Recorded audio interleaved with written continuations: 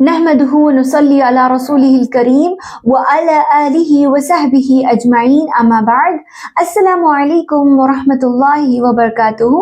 امید ہے آپ سب لوگ خیر و عافیت سے ہوں گے۔ اللہ تعالیٰ دنیا جہاں کے تمام مسلمانوں کو صحت و عافیت سے نوازے اور اللہ تعالیٰ تمام مسلمانوں کو اللہ کو راضی کرنے والی خوشحال زندگی نصیب کریں، آمین۔ ہمارے گزشتہ اما پارہ کی کلاس میں ہم لوگوں نے سورۃ البینہ کا ترجمہ اور تفسیر سیکھا تھا، اور انشاءاللہ اس کلاس میں سورۃ القدر کا ترجمہ اور تفسیر سیکھنے جا رہے ہیں، جو کہ بہت ہی زیادہ امپورٹنٹ ہے۔ یاد رکھیں، کیوں میں ایسا کہہ رہی ہوں؟ کیونکہ اس سورے میں اللہ رب العالمین نے قرآن سے ریلیٹڈ جو بیسک انفارمیشن ہے وہ ہمیں دی ہے، اور ہر مسلمان ہونے کے ناطے ہر مسلمان کا یہ علم کو جاننا بہت زیادہ ضروری ہے۔ اسی لیے اس ویڈیو کو اینڈ تک ضرور دیکھیے گا، غور سے سنیے گا، اور ہو سکے تو نوٹ ڈاؤن کر لیجیے گا۔ میری تمام ترجمہ اور تفسیر کی کلاسز کے لیے نوٹس بنائیے، نوٹس کیجیے، کیونکہ جو علم ہم سنتے ہیں وہ زیادہ دیر تک نہیں رہتا، چلا جاتا ہے۔ جو سننے کے ساتھ ساتھ لکھا جاتا ہے وہ ذہن میں بھی محفوظ ہوتا ہے اور کتابوں میں بھی محفوظ ہو رہتا ہے۔ اسی لیے اسے نوٹ ڈاؤن کرنے کی کوشش کریں۔ ایک اور بات میں آپ کو یاد دلانا ضروری سمجھتی ہوں، اللہ کے رسول صلی اللہ علیہ وسلم کے اس فرمان کو ہم نہیں بھول سکتے جس میں اللہ کے رسول صلی اللہ علیہ وسلم نے فرمایا، بلغ انی ولو آیا، اگرچہ کہ تم ایک آیت بھی کیوں نہ سیکھو، تم پر فرض ہے، تمہاری ذمہ داری ہے کہ تم اسے دوسروں تک پہنچاؤ۔ اور یہ ذمہ داری آج کے زمانے میں اللہ تعالیٰ نے ہمارے لیے بہت آسان کر دی ہے سوشل میڈیا کے ذریعے سے۔ تو صرف ایک کلک کے ذریعے سے آپ ویڈیوز شیئر کر کے یہ ثواب اور نیکی حاصل کر سکتے ہیں، تو پلیز ویڈیو کو شیئر ضرور کیجیے گا۔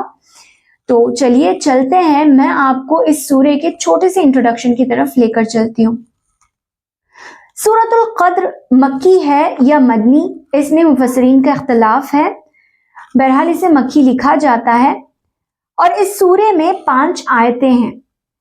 اب یہ جو سورۃ القدر ہے، قدر سے مراد ہے لیلۃ القدر، شب قدر، قدر کی رات۔ اب اس جو پرٹیکولر جو لفظ ہے قدر، اس کا کیا معنی ہے؟ تو ان ڈیٹیل اگر میں آپ کو بتاؤں تو دیکھیے، عربی زبان جو ہے، عربی لینگویج، یہ ایک ایسی مالدار زبان ہے جس کے ایک لفظ کے کئی معنی آتے ہیں۔ تو اسی طریقے سے جو لفظ ہے قدرن، اس کے کئی معنی آتے ہیں، اور اسی معنوں کے ذریعے سے اس کی فضیلت کو 4 چاند لگ جاتے ہیں۔ دیکھیں، اس کا ایک معنی تو یہ ہے، قدرن کا جو لفظ ہے اس کا معنی ہوتا ہے قدر و منزلت کے۔ اللہ رب العالمین نے اس رات کو اتنی قدر اور منزلت والی بنایا ہے کہ اللہ تعالیٰ اس رات میں جو بندہ اللہ تعالیٰ کی عبادت کرتا ہے، اس عبادت کی بھی اللہ تعالیٰ کے یہاں بہت زیادہ قدر و منزلت ہے، اور اللہ تعالیٰ اس کا دگنا ثواب بندوں کو دیتا ہے، اسی لیے اسے قدر کہا جاتا ہے۔ اس کا ایک اور معنی ہوتا ہے اندازہ لگانا یا فیصلہ کرنا، چونکہ اس رات کو اللہ تعالیٰ سال بھر کے تمام امور کا، سال بھر کے تمام کاموں کا فیصلہ کرتا ہے، اسی لیے بھی اس رات کو قدر کہا جاتا ہے۔ اس کا ایک اور معنی ہے تنگی کے، اور یہ آپ کو بہت ہی زیادہ حیران کر دے گا کہ آخر قدروں کا جو معنی ہے تنگی، یہ اس رات کے لیے کیوں رکھا گیا؟ تو دیکھیے، اس کی کتنی بڑی فضیلت ہمیں معلوم ہوتی ہے کہ چونکہ اس رات کو اتنے فرشتے آسمان سے دنیا پر نازل ہوتے ہیں کہ زمین تنگ ہو جاتی، اللہ اکبر، سبحان اللہ۔ دیکھیے، زمین تنگ پڑ جاتی ہے، اسی لیے اسے قدرن کہا جاتا ہے۔ تو بہرحال اس کی نام ہی سے اس کی فضیلت معلوم ہو گئی ہے ہمیں۔ تو چلیے آگے بڑھتے ہیں۔ سب سے اہم اور ضروری سوال یہ کہ آخر یہ لیلۃ القدر، شب قدر ہے کون سی؟ اس میں کافی اختلاف پایا جاتا ہے، جبکہ اختلاف ہونا نہیں چاہیے، صحیح احادیث کے ذریعے سے بات واضح ہے۔ دیکھیے، میں آپ کو ایک بات بتانا چاہوں گی جس سے آپ اپنے پلوں باندھ لیں، آپ کے ذہن نشین کر لیں کہ جب مسلمانوں کا کسی بات میں اختلاف ہوتا ہے، تضاد ہو جاتا ہے، یا کسی بات میں مسلمان آپس میں اختلاف کر بیٹھتے ہیں تو اللہ تعالیٰ کیا فرماتا ہے؟ فَرُدُّوهُ إِلَى اللَّهِ وَرَسُولِهِ، تم پر ضروری ہے کہ جب تم آپس میں مسلمان لڑ پڑو تو تم کس کی طرف لوٹو؟ اللہ اور اس کے رسول کی صلی اللہ علیہ وسلم کی طرف۔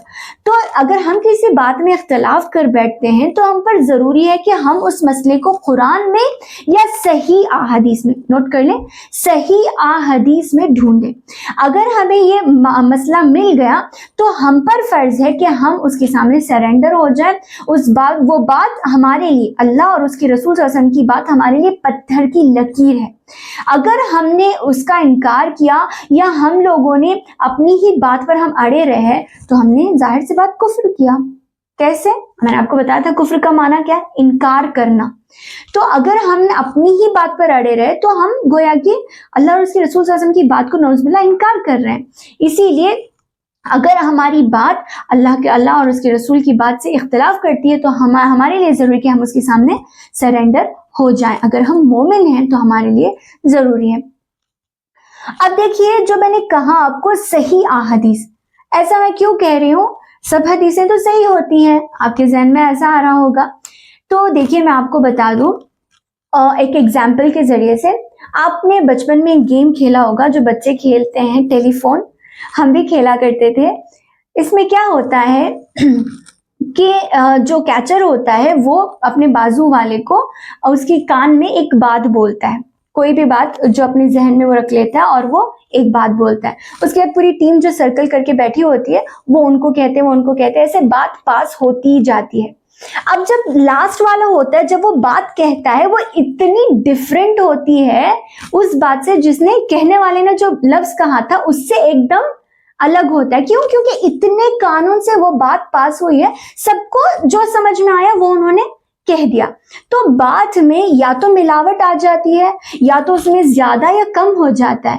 تو یہی بات ہو، اللہ کے رسول صلی اللہ علیہ وسلم کو گزرے ہوئے عرصہ ہو گیا، اللہ کے رسول صلی اللہ علیہ وسلم کی باتوں میں اتنے سارے لوگ آئے، اتنا زمانہ گزرا، کئی قسم کے کئی لوگ آئے ہیں، کئی لوگوں نے رسول ہونے کا دعویٰ بھی کیا ہے، اور کئی چیزیں ہوئی ہیں زمانے میں۔ تو یقیناً اللہ کے رسول صلی اللہ علیہ وسلم کی باتوں میں بھی کئی لوگوں نے ملاوٹ کرنے کی کوشش کی، اپنی جانب سے کچھ کہنے کو کہا اور بہت کچھ ہوا۔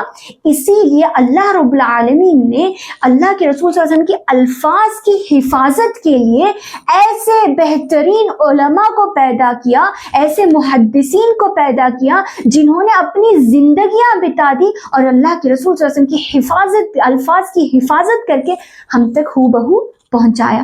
تو صحیح احادیث کا مطلب یہ ہے کہ اللہ کے رسول صلی اللہ علیہ وسلم کی زبان سے نکلے ہوئے الفاظ ہو بہو ہمارے کانوں تک جو پہنچتے ہیں وہی صحیح حدیث ہے۔ تو صحیح احادیث کو جاننا اور صحیح احادیث پر عمل کرنا بہت زیادہ ضروری ہے۔ ہر حدیث صحیح ہو یہ ضروری نہیں ہے، اس بات کا لحاظ رکھیں۔ تو بہرحال ہم اپنے ٹاپک سے بہت دور چلے گئے ہیں۔ تو بات یہ ہے کہ آخر یہ رات ہے کون سی؟ تو صحیح احادیث کے مطابق صحیح بخاری اور صحیح مسلم، ترمذی وغیرہ میں اللہ کے رسول صلی اللہ علیہ وسلم کی حدیث واضح الفاظ میں بیان کی جا رہی ہے کہ اللہ کے رسول صلی اللہ علیہ وسلم نے فرمایا کہ تم لیلۃ القدر کو، شب قدر کو رمضان کے آخری عشرے کی طاق راتوں میں، آڈ نمبرز کی راتوں میں تلاش کرو۔ یہ صحیح حدیث ہے، اللہ کے رسول صلی اللہ علیہ وسلم نے صرف یہی فرمایا ہے۔ اللہ کے رسول صلی اللہ علیہ وسلم نے کہیں واضح نہیں کیا کہ شب قدر کون سی رات ہے، کیا ہے، کہیں بھی واضح نہیں کیا۔ اللہ کے رسول صلی اللہ علیہ وسلم نے اسے ڈھونڈنے کو کہا۔ اور یہ بھی میں آپ کو واضح کر دوں کہ اللہ اور اس کے رسول صلی اللہ علیہ وسلم نے اس کو اتنا پوشیدہ کیوں رکھا۔ دیکھیے، اللہ تعالیٰ نے ہمیں اتنے کم وقت میں اتنا بڑا نیکی حاصل کرنے کا موقع جب دیا ہے تو اللہ تعالیٰ کیوں نہ ہماری آزمائش کرے۔ اللہ تعالیٰ دیکھنا چاہتا تھا کہ کون وہ بندے ہیں جو ان راتوں میں جستجو کے ساتھ لیلۃ القدر کو تلاش کریں گے۔ دیکھیے، ہم اس دنیا میں آئے ہی اس لیے ہیں کہ اللہ تعالیٰ کھرے سے سونے کو نکال سکے۔ دیکھیے اگر اللہ تعالیٰ ہم لوگوں کو چھانے گا، دیکھے گا کہ کون ہم میں بہتر ہے، کون جنت کے قابل ہے، تو اسی لیے اللہ رب العالمین نے ہمارا امتحان لینے کے لیے اللہ کے رسول صلی اللہ علیہ وسلم کو یہ حکم دیا، اور اللہ کے رسول صلی اللہ علیہ وسلم نے فرمایا کہ یہ کوئی رات خاص نہیں ہے، رمضان کی آخری عشرے کی طاق راتوں میں تم اسے تلاش کرو۔ تو چلیے اب سورہ بہت ہی زیادہ انٹرسٹنگ ہے، اس کی کیا فضیلتیں ہیں یہ ہم لوگ ترجمے کے ذریعے سے سیکھتے ہیں۔ تو چلیے شروع کرتے ہیں۔ اعوذ باللہ من الشیطان الرجیم، بسم اللہ الرحمن الرحیم۔ انا انزلناہ فی لیلۃ القدر، انا بے شک، یقیناً، یعنی اس میں کوئی شک کی گنجائش نہیں، 100%، انزلناہ، ہم نے نازل کیا، ہو، اس کو، اس کے سے مراد یہ کتاب قرآن مجید، بے شک ہم نے نازل کیا اس کو، کب نازل کیا؟ فی لیلۃ القدر، شب قدر میں، فی میں کو کہتے ہیں شب قدر میں، قدر کی رات میں، بے شک ہم نے اس کتاب کو، قرآن مجید کو شب قدر میں نازل کیا۔ دیکھیے اللہ رب العالمین نے یہاں پر واضح کر دیا ہے کہ ہم نے لیلۃ القدر میں اس کتاب کو نازل کیا۔ اب آپ پوچھ سکتے ہیں کہ اس سے مراد قرآن مجید ہی کیسے ہو سکتا ہے؟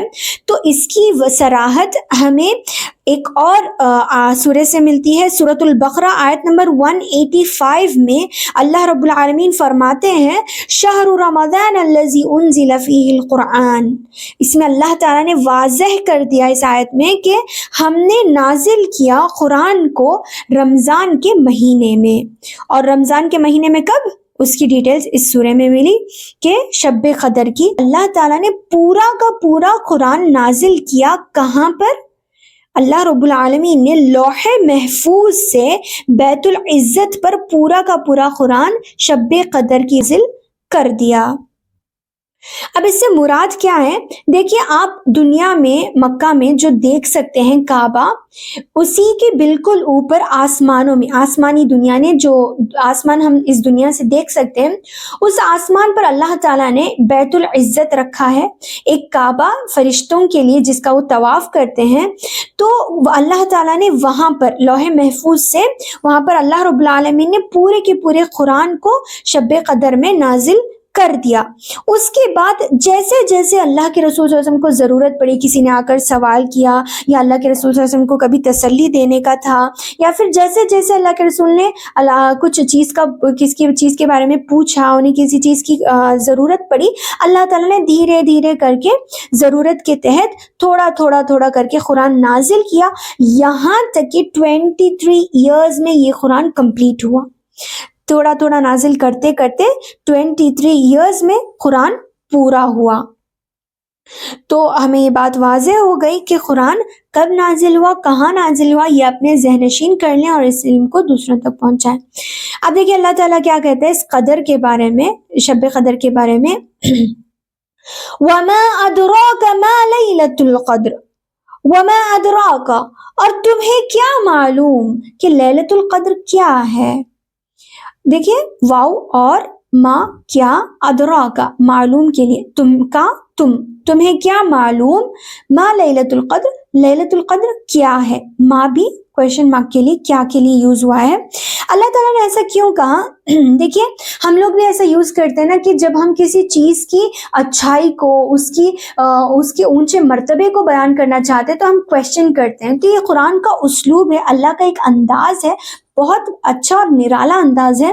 اللہ تعالیٰ پوچھ رہا ہے کہ تمہیں کیا معلوم، جیسے ہم لوگ کہتے ہیں کہ بہت اچھا تھا، وہ اتنا اچھا تھا، آپ کو کیا معلوم اتنا اچھا تھا، ایسا کرے ویسا کرے۔ تو اللہ تعالیٰ کا یہ بتانے کا انداز ہے، تمہیں کیا معلوم کہ وہ لیلۃ القدر کیا ہے، یعنی وہ اتنی عظمت والی ہے، اتنی بہترین ہے، اس میں اتنی رحمتیں اور برکتیں ہیں کہ اللہ کے سوا کوئی نہیں جانتا، ہم تو صرف اتنا ہی جانتے ہیں جتنا ہمارا رب ہمیں بتاتا ہے۔ لیلۃ القدر خیر من الف شہر، سبحان اللہ، دیکھیے لیلۃ القدر خیر، بہتر ہے، من الف شہر، 1000 مہینوں سے، الف 1000، شہر مہینہ، 1000 مہینوں سے بہتر ہے شب قدر۔ یعنی 1000 مہینوں میں اگر انسان عبادت کرتا ہے تو وہ اس ایک ہی رات میں اس کا ثواب حاصل کر سکتا ہے. دیکھیے کوئی انسان بہت مشکل سے کیا 1000 مہینے کنٹینیوسلی عبادت کر سکتا ہے؟ نہیں، یہ اللہ تعالیٰ کا بہت بڑا احسان ہے. اللہ تعالیٰ نے امت محمدیہ کو اتنی اچھی سہولت فراہم کی ہے کہ دوسری امتوں کو یہ چیز نہیں ملی. اللہ تعالیٰ نے ہماری امت میں عمر کم رکھی ہے، لیکن اتنی کم عمر میں اتنا زیادہ ثواب حاصل کرنے کا موقع اللہ تعالیٰ نے صرف ایک رات کے ذریعے سے ہمیں دیا. دیکھیں اگر ہم لوگ اس کا پورا کیلکولیشن کریں تو 1000 سال کا 83 مہینے 4 سال بنتے ہیں. 83 ایئرس 4 سال کیا ہم کنٹینیوسلی عبادت کر سکتے ہیں؟ نہیں، لیکن صرف ایک رات جو انسان اس عبادت کو کرتا ہے اسے اتنے سال عبادت کرنے کا ثواب ملتا ہے. اللہ اکبر، یہ اللہ تعالیٰ کا بہت بڑا احسان ہے امت محمدیہ پر. تو ہمیں اس کی فضیلت جانتے ہوئے، اس کی قدر کرتے ہوئے اس میں عبادت خوب کس کے کرنی چاہیے. دیکھیے اور اس کی کیا فضیلت ہے؟ تنزل الملائکۃ والروح، اس میں نازل ہوتے ہیں، فیہا اس میں یعنی اس رات میں نازل ہوتے ہیں فرشتے اور روح سے مراد جبرائیل علیہ السلام جو کہ فرشتوں کے سردار ہیں. جبرائیل علیہ السلام سمیت تمام فرشتے نازل ہوتے ہیں اس رات میں بِإِذْنِ رَبِّهِمْ، ان کے رب کے حکم سے، من کل امر، اللہ تعالیٰ کے بتائے ہوئے فیصلوں کو انجام دینے کے لیے، ہر معاملے کو، کل امر ہر معاملے کو انجام دینے کے لیے یہ لوگ نازل ہوتے ہیں اللہ تعالیٰ کے حکم سے. سلام ہی حتی مطلع الفجر، سلام ہی یعنی یہ رات بہت ہی زیادہ سلامتی والی ہے. یہ ایک ایسی بہترین رات ہے کہ اس کی سلامتی حتی مطلع الفجر، فجر کے طلوع ہونے تک اس کی سلامتی باقی رہتی ہے. سلامتی سے مراد یہاں کیا ہے؟ یعنی اس رات میں کوئی شر نہیں ہوتا. یہ اتنی سلامتی والی رات ہے کہ مومن اس رات میں شیطان سے بچ کر آرام سے عبادتیں کر سکتا ہے، شر سے محفوظ ہوتا ہے. شیطان نہیں ہوتا تو وہ آرام سے خوب دل کھول کے عبادتیں کر سکتا ہے، دعائیں کر سکتا ہے.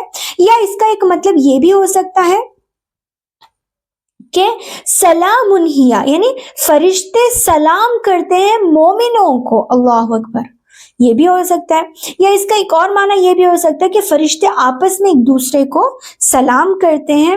اور یہ شب قدر کے نبی کریم صلی اللہ علیہ وسلم بہت قدر کیا کرتے تھے، اس میں کمر کس لیتے تھے اور خوب عبادت کرتے تھے، جب کو ان کو تو دنیا ہی میں جنت کی بشارت مل گئی تھی. پھر بھی اللہ کے رسول صلی اللہ علیہ وسلم نے، میں اور آپ بہت اچھی طریقے سے جانتے ہیں کہ اللہ کے رسول صلی اللہ علیہ وسلم نے اس رات کے لیے خاص کر ایک دعا سکھائی ہے، اللہم انک عفو تحب العفو فاعف عنی. تو اس رات میں اس دعا کو کثرت سے پڑھا جاتا ہے. تو بہرحال انشاءاللہ ملتے ہیں اگلی کلاس میں، تب تک کے لیے السلام علیکم ورحمۃ اللہ وبرکاتہ.